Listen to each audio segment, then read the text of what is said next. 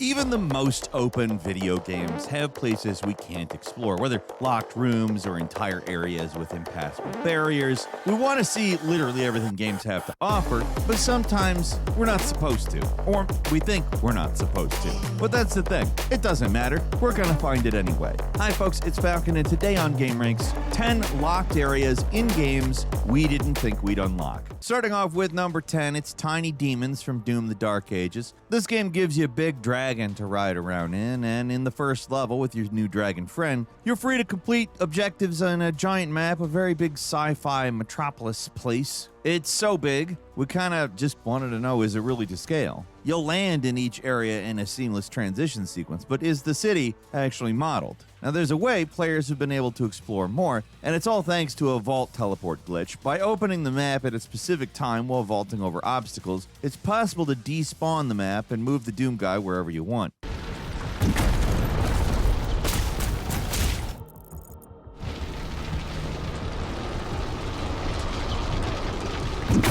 Speedrunners have been using this trick to skip huge sections of the game, but I think there's something better that we need to see. It's the rest of the big sci-fi city. Duh. By despawning the map and using this glitch, the Doom guy can avoid the bottomless pit zone that surrounds your area and drop into the rest of the fully modeled city. What's most interesting is that, it's not just that the city isn't as big as it looks, even if it is lower detail than the rest, it's that the city's populated with low-poly monsters. All those demons you see fighting from a million miles away have AI and will attack you like normal when you enter their little zone. Their textures are all mushy, but that doesn't mean this isn't impressive. The giant city wasn't faked. Even the fake-looking demons are totally real here.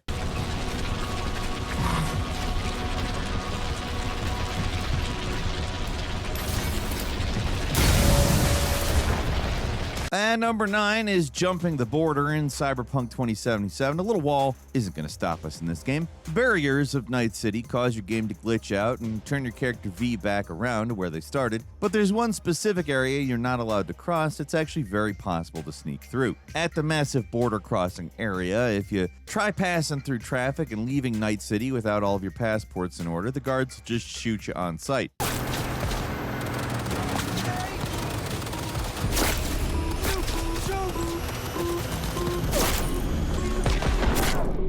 There's no way to survive this normally, and there's no real way to cross. So let's get sneaky. After unlocking the Fortified Ankles implant, you'll gain a powerful charged jump that pushes your V to new heights. And one of those new heights is the top of the big border walls. Using a lonely tree at the right of the main road, V can bounce onto the spiky thing and then jump up to the barbed wire. Jump again, and you'll reach the top of the giant invisible wall and walk all the way to the other side of the checkpoint. It counts as a hostile area, but nobody can see V sneaking around on the rooftop. Drop down to the other side, and we've got a whole futuristic world to explore on the other side. At least we can imagine one. There's a vast, empty expanse of desert that becomes less and less detailed the further you explore, which makes sense. It wasn't meant to be seen. There's also, a lot more stuff in Cyberpunk 2077 we weren't supposed to see. There's so many out-of-bounds areas full of cut content, like abandoned apartment buildings and corners of the world that were never fully modeled. Night City is so huge, even after tons of improvements, the developers still haven't really finished off every detail. We're still finding secret nooks and crannies to look around in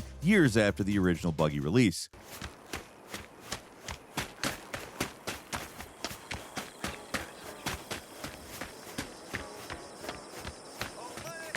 And number 8 is Vaulting the Gates in Kingdom Come 2. One of the most guarded areas in Kingdom Come Deliverance 2 is completely blocked out of the main game. It's basically one big piece of cut content in the corner of the map. In the second region of the game, you'll explore a giant graveyard at a place called Sedlitz Monastery, but the actual monastery is completely locked up. There's no working doors to get inside, so we decided to make our own door. By using the head start with a very fast horse, Henry can slam into the outer walls of the monastery until you vault right over the top. It's one of the few areas that at one point didn't have an invisible wall surrounding it, so anyone could get inside with a whole lot lot of jumping. Sedlett's Monastery is an important part of the game's story. It's where the evil King Sigismund is staying while putting down the rebellion in the nearby city, a rebellion you're deeply embedded in, so it kind of makes sense you weren't allowed anywhere near. The monastery actually has a lot more detail than you'd think, though. There's ponds, a vineyard, small army camp with tents, interiors to explore. That's a surefire sign this area was meant to be completed and just never was. Which has been basically confirmed because there's a big DLC related to the monastery coming out eventually. We love getting an early look at a location that's been clearly thought out, with a very specific layout to each courtyard that was previously impossible to see. Now we're just going to have to wait to see how much the expansion matches the original.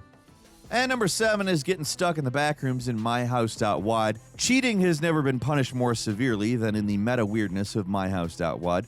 This is a mod for the original extremely old Doom 2. It became a viral sensation a few years back, and it's still stuck in everybody's head here at gameranx. It's this sort of weird experience that just feels important, even if it's not really. It's a mod, it's a work of fiction, it's made up, it's fake. But the secrets just keep coming the further you explore. It's a seemingly simple recreation of someone's childhood house.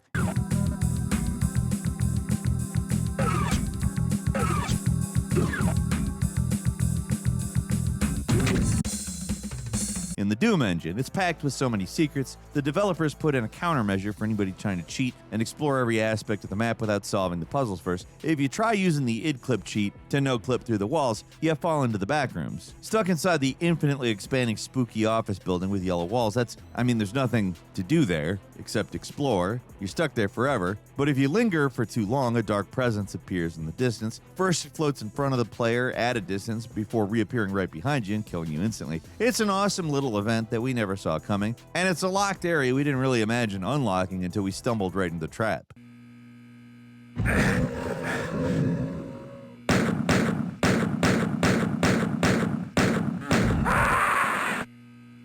And number 6 is the flipped world trick in Mario Kart World. It's not a locked location so much as there's an entire locked world. One we didn't expect to see either. If you're a dedicated Mario Kart World player, you're probably already, through all the digging and have seen every corner of the giant free roam map that's totally new to the series. But how about exploring a flipped version? It's like looking into a Bizarro world with all the text flipped and all the turns reversed. It doesn't serve any purpose, but very few of these areas do anyway. It's kind of about exploration for exploration's sake. To enter the mirror world, you have to unlock mirror mode by finishing every chorus and knockout tour at 150cc speeds. You also need to find 10 of each type of collectible, which is a lot harder than it sounds in a game with a map that barely functions in a free roam mode with no stated goals or even a real purpose to explore. After doing all that and completing Rainbow Road one final time, mirror mode becomes available for all standard races as a speed option. It doesn't change the speed, but it does flip the races and give you a slightly different experience. That's all well and good, but the real deal is in free roam. By traveling to Princess Peach's castle in free roam, it's possible to hop through the giant stained glass window at the top in a reference to Mario 64.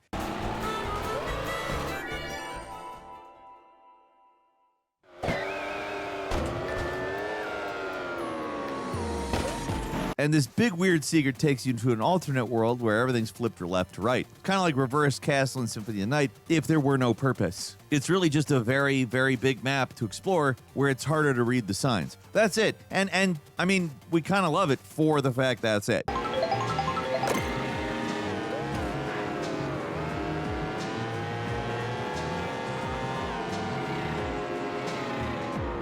And number 5 is a whole other country in Red Dead Redemption 2. There's a vast untamed wilderness to explore in Red Dead Redemption 2, and we're not talking about the Wild West desert that unlocks after beating the game. Once the story's done and all the quests are complete, a full creation of the New Austin region appears on the western side of the map, and there is a lot to see. The town of Armadillo is almost fully abandoned, and there's no quest to complete or real activities to take part in. It really only exists for the benefit of the Red Dead Online mode, but there's something else we immediately wanted to explore to the south. Mexico, another region from the original Red Dead, exists but isn't available to visit. You can see it across the river marking the border, but it feels pretty far away. With a few in-game and out-game cheat codes, it's possible to wander around a surprisingly detailed recreation, though. Was this area cut for time? Or is it just so detailed because it was visible from the opposite shore, and the sticklers for details of Rockstar San Diego wanted to make it perfect. Whatever reason it exists, it's now a fun little mystery, a tantalizingly close add-on that feels like it should have been, made. Maybe if Red Dead Online was successful as GTA Online, this area would have been finished eventually.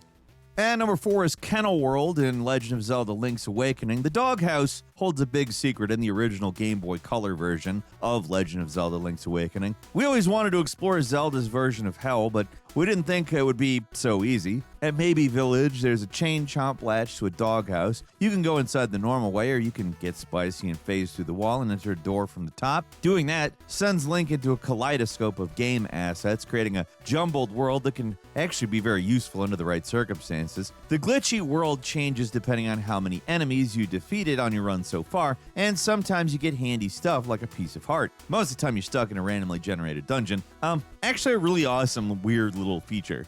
And number 3 is the Mystery of the Retro Discs from Five Nights at Freddy's Security Breach. This is a series that's practically built on breaking the game with meta stuff. Security Breach keeps that going with one of the weirdest secrets we've seen in years. All over the game, you'll find little collectibles called retro discs that don't seem to do anything. Most video games do have useless collectibles, so we didn't think anything of it. But if you collect a very specific set of upgrade modules for your Freddy Fazbear robot, you ride around inside of a talking Freddy Fazbear robot in this game. Just go with it. So you need those upgrade modules, and you return to one of the starting areas of the game, and there's a secret wall to unlock. You take a photo of this suspiciously empty wall, and a set of double doors appears. There's a machine inside the super secret room with a player. By inserting the retro CDs, you hear cryptic voice messages. It's creepypasta, basically.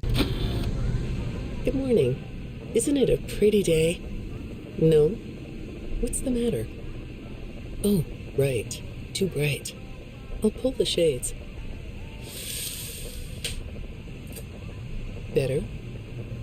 When the shade's pulled, it feels like we're in a cubbyhole or a cave? Yeah?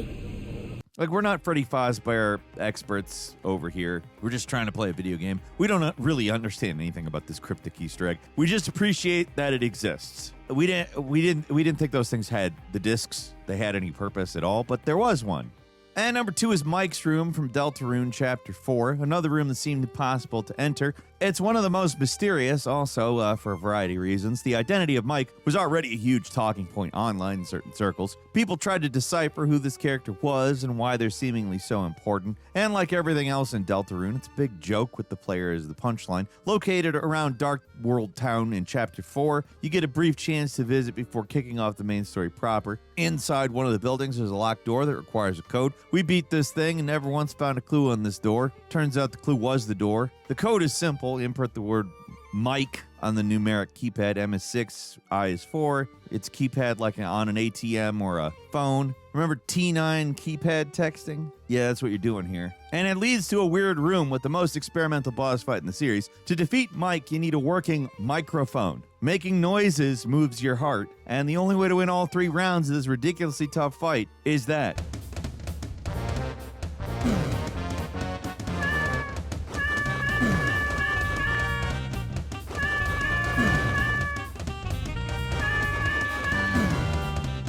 And it only gets tougher if your microphone isn't properly calibrated, and after all that, there's still a secret we never thought we'd see, the real mic. After the fight is over, there's a dark area to the right. You walk down this log dark hallway. It leads to Mike's true identity, a giant photorealistic image of a microphone. I don't know what we were expecting, but it was not this. And finally, at number 1, it's climbing the Cheydinhal Cathedral in Oblivion. There's a lot of areas you're not meant to go at the start of Elder Scrolls 4 Oblivion. Using a combination of acrobatics and magic, you can bounce all over the map, though. We're using a bit of a dirtier trick to get on top of one of the tallest locations in the game. Cheydinhal Cathedral is a huge structure, and we want to climb it just because it's there. Sure, we could painstakingly jump from spot to spot like platforming experts, or we could just cheat with one of the most infamous glitches in the game that somehow still works. It was patched in the Oblivion remaster, but never fixed in the original. By dropping the paintbrushes, players can climb literally anything.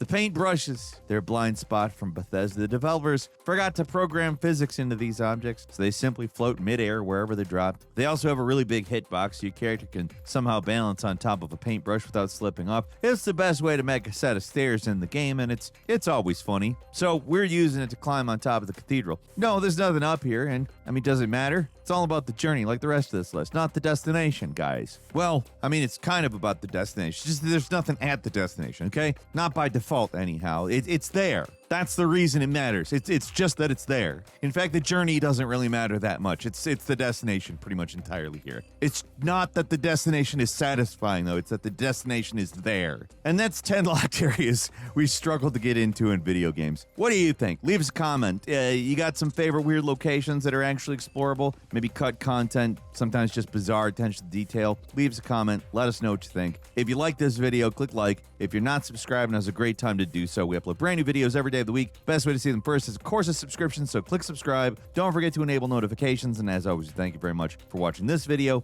I'm Falcon. You can follow me on Twitter, Falcon the Hero. We'll see you next time, right here on GameRanx.